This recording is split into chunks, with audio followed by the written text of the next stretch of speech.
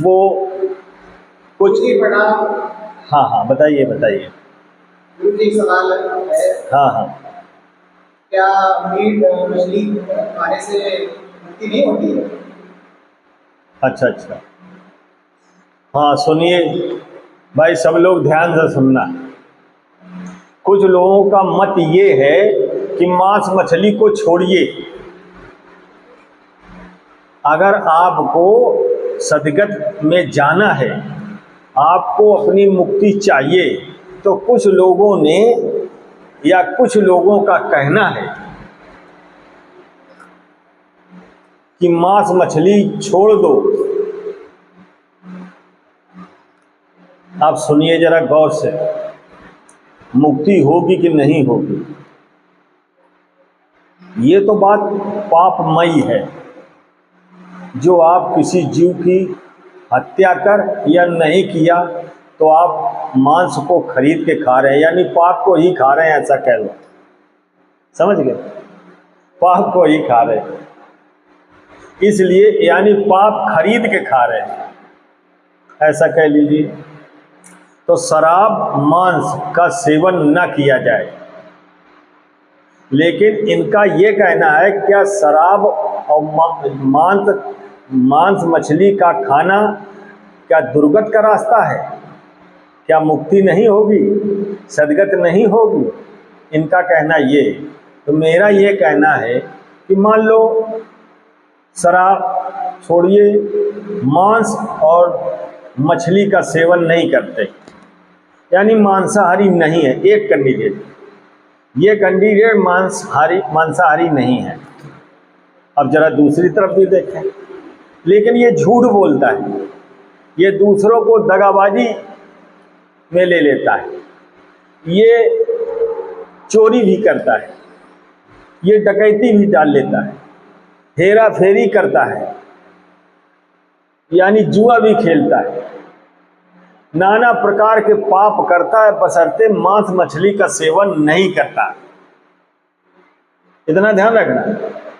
तो मेरा ये कहना है उस आदमी की भी दुर्गत होगी जो आदमी झूठ बोलता है, जो आदमी चोरी करता है, बदमाशी करता है, हेरा फेरी करता है, जुआ खेलता है, या नाना प्रकार के धोखेबाजों में गणना है उसकी।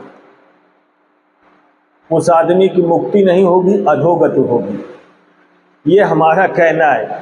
इसलिए आप लोगों से हाथ जोड़ के प्रार्थना है कि हमारे वेद शास्त्र पुराण जो भी हैं, या कबीर साहब ने जो कहा, कबीर साहब भी इस चीज को कह रहे हैं, यानी सारे संतों ने इस चीज को कहा कि मांस मदिरा का सेवन ना किया जाए। चोर, उचक्कापन, हेरा फेरी, 420, लंपत चंपत, जुआ, ये सारी चीजें ना की जाए। एक सात्विक जीवन को बिताया जाए और प्रभु को हमेशा अपने हृदय में बसा करके रखना, तब कहीं मुक्ति होगी। और आपकी सोच में है कि मंत्रोच्चारण करके मुक्ति हो जाती है, असंभव। 3 प्रकार से कहिए, 3 प्रकार से कहिए, असंभव असंभव असंभव। कोई ऐसा इंसान इस जगत में नहीं है जो दूसरे की मुक्ति दिला दे।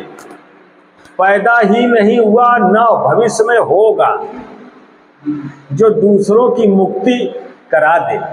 इसलिए हर व्यक्ति का या जो लेखन है यानी कर्मों का, वो गीता और रामायण बोलती है कि अपने से जो कर्म किया जाता है उसी को हम भोगेंगे, उसी को सुख दुख में बांटेंगे, या सुख दुख हमारे ऊपर आएगा।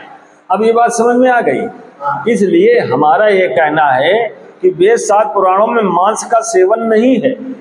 मांस का सेवन करने से आप दूसरे जीव की हत्या के बराबर है, यानी पाप खरीद के खा रहे हैं, यानी जानबूझ के हम ऐसा कर रहे हैं। पैसा तो फेंक भी रहे हैं, जेब से पैसा भी जा रहा है, और मांस लेकर के हम खा रहे हैं। यानी अच्छी तरह सुन लो, हमारे जो गुरुजन थे उन गुरुओं ने इस चीज को कहा कि जो मनुष्य पाप कैसे होता है, जरा गौर करना, कि जो मनुष्य मांस को खाता है तो पेट 1 हफ्ता अशुद्ध रहता है। अच्छी तरह सुन लो भाई, सब लोगों से प्रार्थना है आज जो कि जो मनुष्य मांस को खाता है, यानी अपने पेट में खा करके रखता है, उसका 1 हफ्ता शरीर अशुद्ध रहता है। जिस मनुष्य ने खाया है मांस को, उस मनुष्य का जो भी इष्ट देव है 1 हफ्ता उसको नहीं छुएगा, क्योंकि शरीर अशुद्ध है, और न उसकी किसी प्रकार की पीड़ा सुनेगा। कौन? देवता।